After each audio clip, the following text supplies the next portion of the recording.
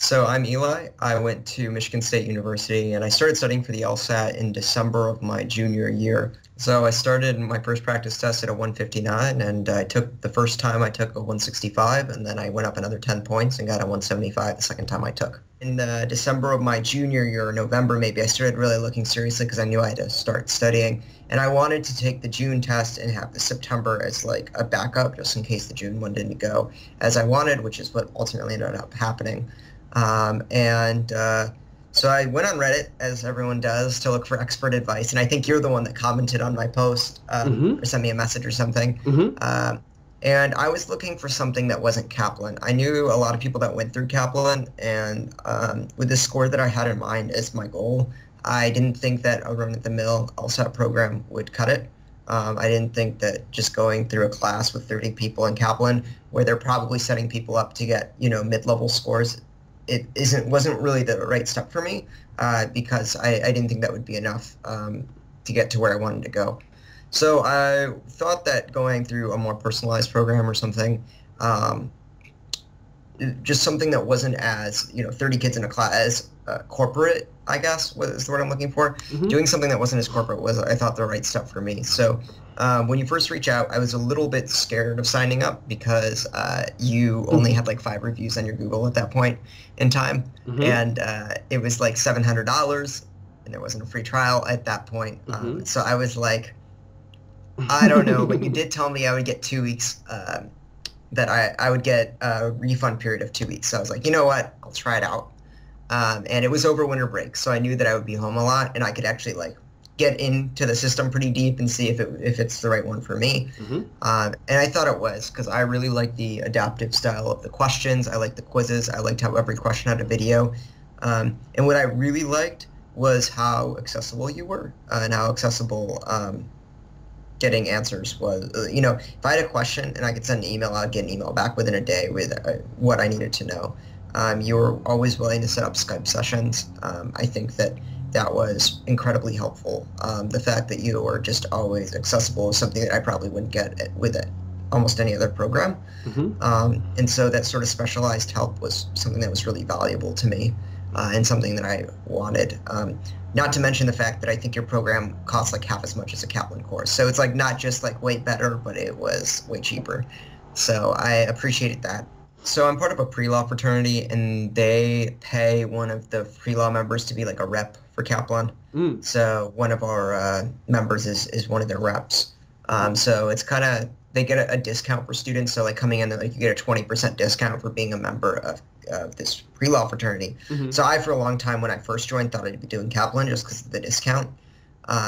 Then I realized that I didn't really want to do it. And I had heard stories of people who were not happy with Kaplan, like people who paid the $1,300 or $1,400 it cost and did not get like what they wanted out of it. So I knew that probably would not be the right way to go for me. I mean, I'm telling everyone in my pre-law fraternity what I'm using, what I used. So, I mean, there were a ton of setbacks. It was definitely really, I think, mentally really difficult. Because I think there was a period where 6 or 7 weeks in a row I got the same score on the weekly practice test. If you remember, it was like 168, 168, 168, 168, 168. And it was really discouraging. I'd get so angry because I would go in and for a week, I probably studied 15 hours a week. I think pretty regularly. So I'd go in, study 15 hours in the week, and come out with the same score. So over this period of 6 weeks, that was almost 100 hours that I put in and didn't get an increase in my score. And that was really discouraging. I think my last 2 PTs were over 170, which was encouraging. But then I went to my exam and I didn't do that well, so that was really discouraging. I guess I didn't do as well as I had hoped because my goal was a 170. I think was my ultimate goal. Got 165, and it wasn't discouraging just because like I didn't meet my goal, but because I had PT'd better in the week, in the 2 weeks before. It was kind of. I really appreciated the help that I got from you when we debriefed after I got my score back, and you like really calmed me down because I was really stressed about that. I was even more surprised when I think the second PT I took after coming back got like a 176 or 178 or something. Like I definitely had a 178 in there before. I remember that. That was like a high water mark, man. I mean, we don't see those come through too often. So yeah. So I was just like, what the heck? What sort of magic happened when I was gone? Like, how did I just suddenly get better? And I think that the answer is that like by the end, I'd studied so hard and for so long, I was overthinking things. Yeah. And I didn't like trust myself to make the correct decision inherently when I knew that it was correct. And I was like overthinking to the point where I'm like, they're out to get me, these questions. Yeah. And so I think taking a break off kind of reset my programming back to like, you know how to do this, you can do this. Totally. I mean, I think it was ultimately for the best because my goal was 170, and I don't know if I was just like, really, really prepared or whether the test was nice that day or whatever it was, but I ended up getting, I got a 175. So I blew past my goal. Yeah. And had I gotten a 171 the first time I took it, I wouldn't have taken it a second time. I would have just been like, that's good for me. Like, I don't need Harvard. That's fine.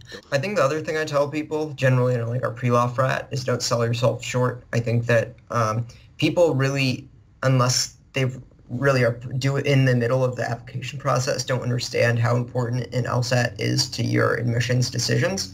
And I had people, fortunately, that told me how important it was. So I knew that I needed to get a certain score if I was going to get where I wanted to go. And that was kind of drilled in my head from even high school, back when I was first considering becoming a lawyer. And unfortunately, a lot of people are like, oh, well, I have good grades, like that's going to be enough. Or like, oh, I'm involved in so many extracurriculars, that's going to be enough.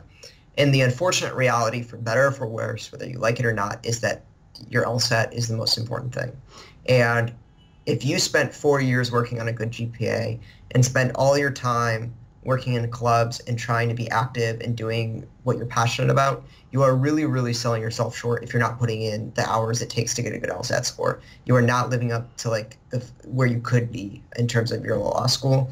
And that's kind of a shame because I see people doing a lot in their free time, or I guess not free. I see people doing a lot that think it's going to help their application, and it will if they have a good LSAT score. But without it, they're not going to get to where they want to go. And so that's kind of, I think, what I tell people is like, you need to take it seriously because this is a really important test. If I had to guess, I think I put 250 hours in, but that's just a guess. Fair enough. That's I think so. I like that because I'm always, anything I can say to a student to make them work harder is something I want to say. I got my first acceptance back from Duke because they sent me an invitation for a 10-day turnaround. I forgot what the term is that they use, but that's like their priority program or something, right? Yeah. So in 10 days, I had an acceptance from Duke, and then who was second? I think Michigan and Berkeley were second and third, and then I got into NYU, and then Texas, which, and then Penn, and then Columbia, and then Chicago. Columbia so far given me half ride, and then Michigan gave me $50K a year. I'm still waiting on Harvard, Yale, Stanford. Yale and Stanford already sent out rejections, and I was not in the waves of rejections, so I'm still alive at those schools. Good. We'll see how it ends up going. And then for Harvard, I interviewed in the first round of interviews back in October, I want to say. The two things I found to be most beneficial is, number one, the accessibility. Number two, the personalized attention, which came in the adaptive software that you have. So I really, really appreciated that whenever I sent out an email, it was replied to very quickly. And I had any answers or any questions I had answered within no time.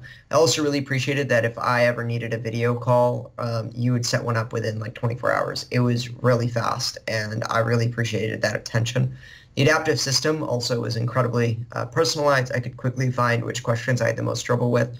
And there were times when I thought that question types were easy, and then I was like missing a lot, and I'm like, oh, I'm just fundamentally doing these wrong. So I had to like rewatch the video, and the program would catch that for me. So that was really helpful. I mean, I think it's kind of hard to hear this from someone when they're done and you're still in the heat of it. But if you put in the time, I think that everyone's going to get better. And so there are going to be times, as I had in that 6-week period, where I was hitting the same score again and again and again, where you get really, really it really takes a hit on you, and you get really hurt and think it's a blow to your motivation. But I think that the general thing that I hope people know is that you will get it. The test will come if you put in the time, and you'll get better. I appreciate it. And as I think I mentioned this maybe last time we talked, I do really appreciate all the help I got from your program. It does mean a lot to me. And like any way I can give back, I'm happy to do because, we're a part of my journey to getting to where I want to go, and I really do appreciate it. And it's not like this isn't something I could have gotten anywhere. It's like I'm very happy that I chose LSAT Engine.